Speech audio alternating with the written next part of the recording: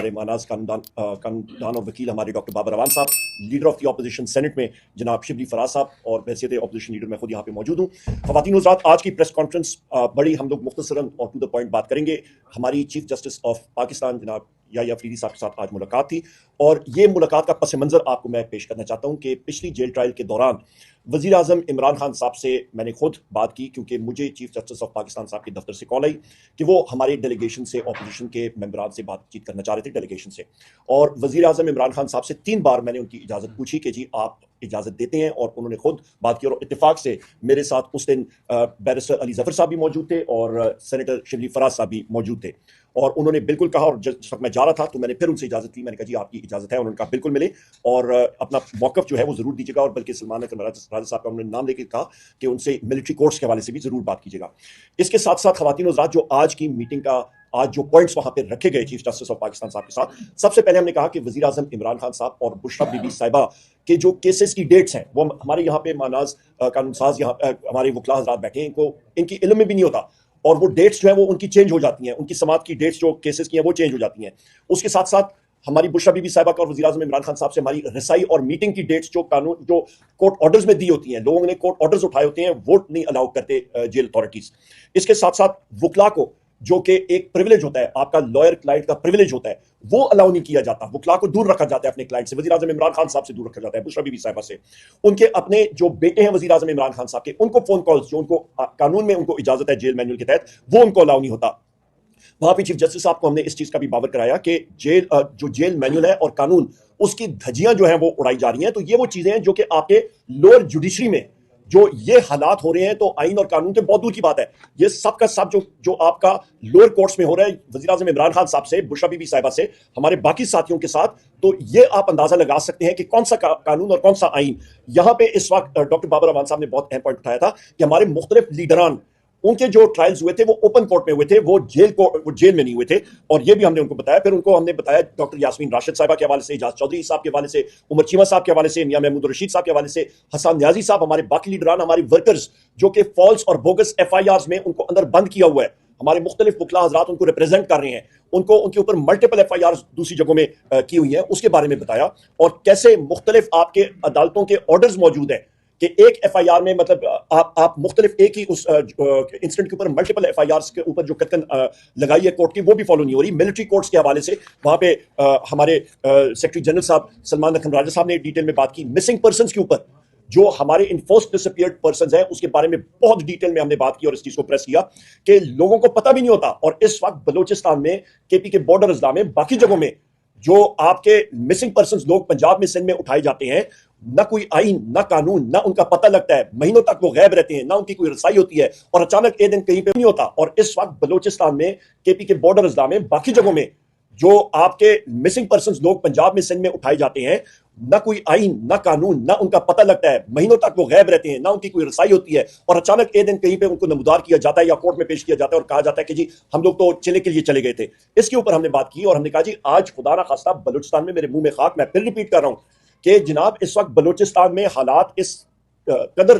तशवीशनाक हो गए कि आपके 7-8 अजला यूनिलैटरल डिक्लेरेशन ऑफ इंडिपेंडेंस की तरफ वो बात कर रहे हैं। मेरे मुंह में खाक, अल्लाह ताला वो दिन कभी ना लाए। इसके साथ साथ ये हमने बावर कराई बात कि रूल ऑफ लॉ जो है, उसी की वजह से आपकी मईशत बढ़ती है। जिस मुल्क में आपकी रूल ऑफ लॉ, आइन और कानून की बालादस्ती नहीं होगी, वहां पे आपकी इकोनॉमिक ग्रोथ नहीं होगी, आपकी मईशत नहीं बढ़ेगी, मुलाजमतें नहीं होंगी, आपकी अफराद-ए-ज़र कंट्रोल नहीं होगा, आपके मुल्क में इन्वेस्टमेंट नहीं होगी, और हुकूमत और मईशत नहीं चल सकेगी। यही वजह है कि आपकी जो लार्ज स्केल मैन्युफैक्चरिंग है, चीफ जस्टिस साहब हमने बताया कि आज की फिगर्स देख लें कि आपकी लार्ज स्केल मैन्युफैक्चरिंग जो बड़ी इंडस्ट्री होती है, जो कि किसी भी मुल्क का इंजन होता है मईशत का, उसका बजाय वो बढ़ने के, वो 2% से सुकड़ गया है। आपकी बेरोजगारी बढ़ रही है, अफराद-ए-ज़र बढ़ रही है, कुव्वत खरीद कम हो रही है। ये वो सारी चीजें जिसको आपको एड्रेस करना पड़ेगा। 9 मई और 26 नवंबर के हवाले से जो वज़ीर आज़म इमरान खान साहब ने चीफ जस्टिस साहब को खत लिखा था, वो उन्होंने कॉन्स्टिट्यूशनल बेंच को भेजा है, और हमने ये कहा है कि हम लोग 26वीं आईनी तरमीम को तस्लीम नहीं करते। ये भी हमने बावर कराया उनको, और हमने ये भी कहा कि इन खतूत के ऊपर और इसके ऊपर वो कमीशन बैठने चाहिए।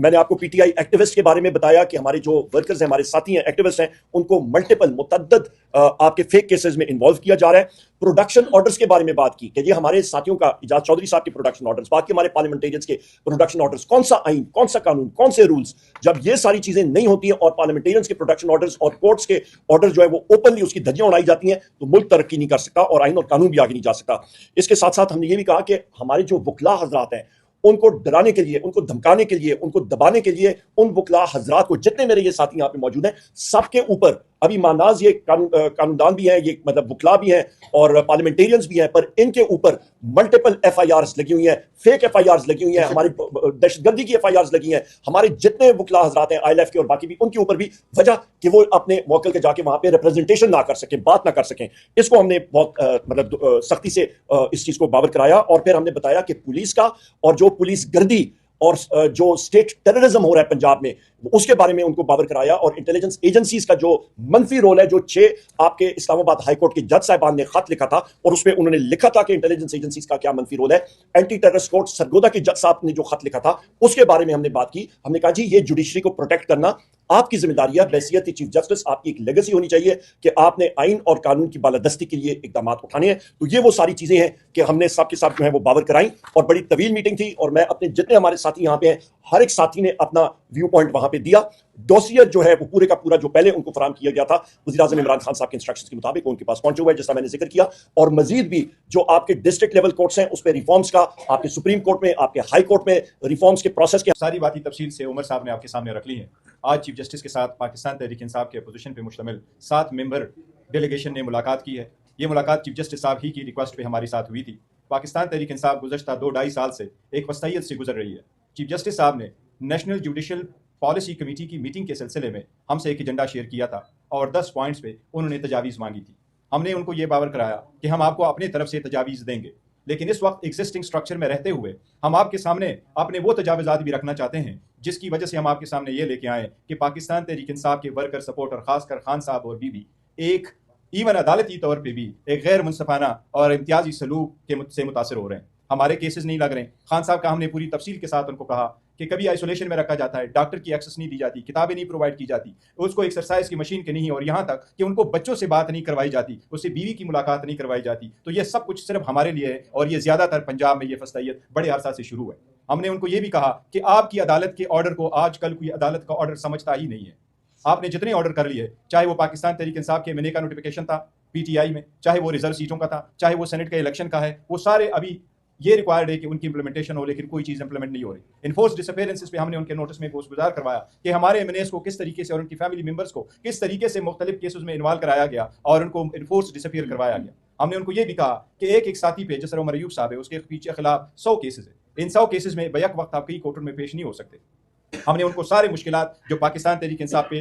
वो फेस कर रही है वो सब कुछ हमने चीफ जस्टिस के सामने किया। उन्होंने हमें ये बावर कराया अपनी तरफ से कि मैं ऐसे इकदाम ज़रूर करूंगा जिससे ये सारे का कोई ना कोई हल हमने निकालना है और मैं मेक श्योर करूंगा कि आपके इस जो गुजारिशात आप लोगों ने की है और जो मसाइल बयान किए इसके लिए हम कोई हल निकालें। जी सब आप बात करना आप इधर आ जाए। आइन और कानून जो हैं वो ख़त्म हो चुके हैं, किताब में तो लिखे हुए हैं, किताब है आइन पाकिस्तान, मुख्तलिफ कवानीन हैं, लेकिन एक सेक्शन 144 144 लगा देता है डिप्टी कमिश्नर, तो आपके जो बुनियादी हुकूक हैं, आर्टिकल 15 कहता है कि आप सड़क पे चल सकते हैं, आर्टिकल 17 कहता है कि आप इकट्ठे हो सकते हैं, ये आपका बुनियादी हक है, आर्टिकल 19 कहता है आप आवाज़ बुलंद कर सकते हैं, उन तमाम हुकूक को जुर्म बना दिया जाता है। तो इस वक्त ये सूरत हाल है कि अदलिया अगर ये सब कुछ होने देती है तो इसमें शरीक बन जाती है। तो हमने बड़े वाशिगाफ अल्फाज में कहा कि मुल्क में इस वक्त अमलन आइन और कानून नहीं है और ये अदलिया पे अब जिम्मेदारी आती है कि वो ऐसे अहकामात जारी करे कि आइन और कानून की बालादस्ती हो। ये ना हो कि एक शख्स जो बात करता है उसके ऊपर 100 मुकदमे बन जाएं मुल्क के हर गोशे में, कि वो तमाम उम्र एक अदालत से दूसरी अदालत भागे, कहीं से उसको रिलीफ मिले, बेल मिल जाए तो 4 और मुकदमों में उसको गिरफ्तार कर लिया जाए। इस वक्त पूरे निज़ाम अदल को एक आला जुर्म बना दिया गया है। जब तक हम इसका तदारुक नहीं करते, और ये सुप्रीम कोर्ट ही ने करना है, सुप्रीम कोर्ट को वो फैसले करने होंगे जहां लोगों को गिरफ्तारी से बचाया जाए, बार बार की गिरफ्तारी से बचाया जाए, जहां एक शख्स पे अगर 100 मुकदमे बन रहे हैं तो अदालत देखे और पूछे कि ये क्या हो रहा है, क्या इस शख्स को एक निशाना बनाया जा रहा है उसके सियासी ख्यालात की वजह से, उसकी सियासी पोजीशन की वजह से। तो इस वक्त हमारे सामने ये एक सरेआम निज़ाम अदल को इस्तेमाल किया जा रहा है एक आला कार के तौर से। अगर अदलिया इसमें मुदाखलत नहीं करती तो फिर पाकिस्तान की आवाम बिल्कुल अपने हाथ में लेने पे मजबूर हैं तमाम मामला को। इसीलिए हम फिर सियासी जद्दोजहद की जानिब बढ़ते हैं। सियासी जद्दोजहद हमें वाहिद रास्ता नजर आती है, क्योंकि अदालतों से हमें अब तक वो रिलीफ नहीं मिली जो हम समझते हैं हमें मिलनी चाहिए। इमरान खान को वो रिलीफ नहीं मिली। ہم یہ باشگاف الفاظ میں بات کر کے آئے ہیں کہ آپ پہ لازم ہے کہ آپ آئین اور قانون کو عملاً اس ملک میں نافذ کریں. اگر یہ نہیں ہوتا تو پھر پاکستان کس طرف جاتا ہے؟ عمر ایوب صاحب نے بتایا آپ کو معیشت کی کیا صورتحال ہے، ہمارے سامنے ہے کہ لوگوں پہ ظلم کیسے ٹوٹ رہے ہیں. ایک شخص غائب ہو جاتا ہے، اغواکاری کی بنیاد پہ قانون سازی بھی ہو رہی ہے. 26ویں آئینی ترمیم جس طریقے سے ہوئی، یہ بھی ہم نے کہا کہ ہمیں 26ویں آئینی ترمیم کے متن پہ بھی اعتراض ہے، اور جس طریقے سے یہ کی گئی، جس طرح لوگوں کو پارلیمنٹیرینز کو اغوا کیا گیا، وہ ہم سب کے سامنے ہے. یہ پورا ماحول ایسا ہے جو کسی سے ڈھکا چھپا نہیں ہے، اور چیف جسٹس صاحب سے بھی ڈھکا چھپا نہیں ہے. ہم آج بڑے واضح الفاظ میں یہ بات ان کے سامنے رکھ کر آئے ہیں. اب ہم دیکھیں گے کہ کیا عمل ہوتا ہے، کس طرح اس صورتحال کو بہتر بنایا جاتا ہے. ایک منٹ تھوڑا سا چیف جسٹس صاحب کو کہ عدلیہ کا آپ پہلے اپنا گھر ذرا ٹھیک کریں. ایک جگ ہسائی بنی ہوئی ہے قوم ساری. جس ملک میں خود منصف جو ہے وہ انصاف کے طلبگار ہوں تو پھر آپ نظام عدل اور پھر کس چیز کے آپ پیٹر فیملیس ہیں. Peter families father of the judiciary ہوتا ہے. تو اس لیے اگر جو 5 ججز سپریم کورٹ کے بھی ایک چیز بار لکھ رہے ہیں کہ پہلے 26ویں ترمیم کا جو ہے فیصلہ کیجیے گا، اس وقت تک آپ کورٹ پیکنگ نہ کریں. یہ کورٹ پیکنگ کا ہم نے لفظ استعمال کیا کہ یہ جو ہے کورٹ پیکنگ ہو رہی ہے اور اس کی اگلی نسلیں ہماری جو ہے وہ بھگتیں گی اس کا نتیجہ. تو اس لیے ہم نے کہا پہلے اپنے گھر کو خدا را ٹھیک کیجیے گا. اسلام آباد ہائی کورٹ میں 5 ججز نے جو لکھا ہے ان کو خط اور پٹیشن تک کرنے پر خود انصاف لینے کے لیے وہ سائل بنے ہیں سپریم کورٹ میں، اس کو بھی توجہ سے دیکھیے گا. اور آپ کے بھائی جو آپ کو بار وہ باور کروا رہے ہیں، سینئر ترین جج صاحبان جو سپریم کورٹ کے کہہ رہے ہیں کہ ان معاملات پر دیکھیے، تو پہلے آپ اپنا گھر خدا را ٹھیک کیجیے گا. پاکستان کے عوام منتظر ہیں انصاف کے، اور انصاف کے بنا کوئی شاید کفر کی ریاست تو چل سکتی ہے لیکن ظلم اور نا انصافی کی ریاستیں نہیں چلا کرتی ہیں. تو اس لیے خدا را اپنے گھر کو ٹھیک کیجیے گا.